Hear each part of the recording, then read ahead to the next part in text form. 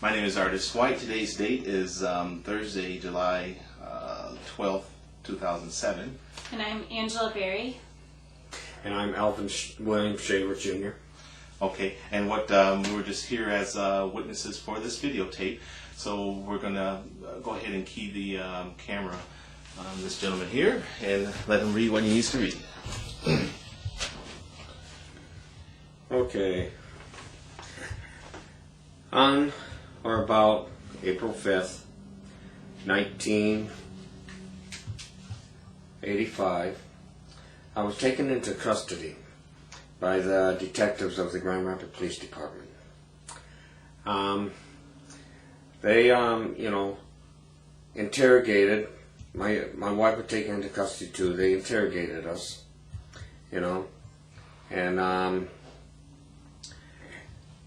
for questioning in connection with the disappearance of Wandu Awagu, in other words, Al. We only call him Al. Can't pronounce his last name very well. At that time, I was about 1 year out of federal prison. I was in federal prison for counterfeiting, and I was on parole.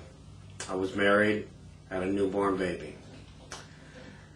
Now, first of all, I want to say before I go any further, the fact is that I'm doing this because 22 years is long enough for an innocent man to be in prison. And I know for a fact, beyond a shadow of a doubt, that Harry Bout is innocent. I know it. I've been told by the person that actually did the murder, I don't mean, Harry Bout had nothing to do with it.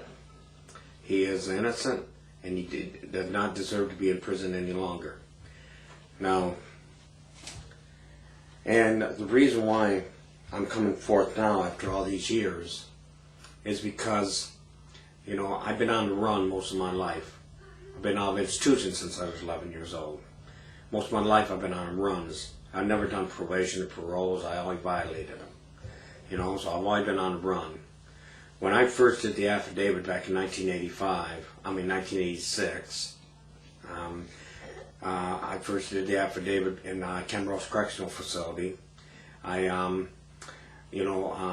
gonna tell the truth, but they threatened me with life imprisonment. I'll read that in the affidavit shortly. But I just wanted to make it very clear that I'm coming forth now because I don't care. He'd been in there long enough. I will do what I have to do, regardless if they wanted to around and put me in life in prison. I could care less. It'd be better than the kind of life I live now anyway. Or what I'm going to be living when I don't get my disability. So it don't make any difference. But I've been trying to say for years that Al Wagu's death was caused by Don Beam, not Harry Bout.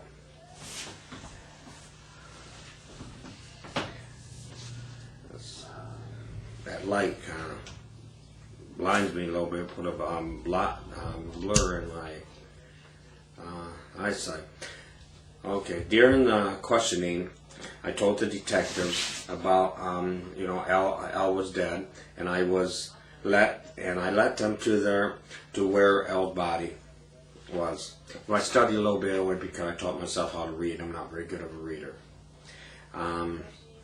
By doing this, I incriminated myself and being an accessory after the fact of Al's death. A felony, which it is.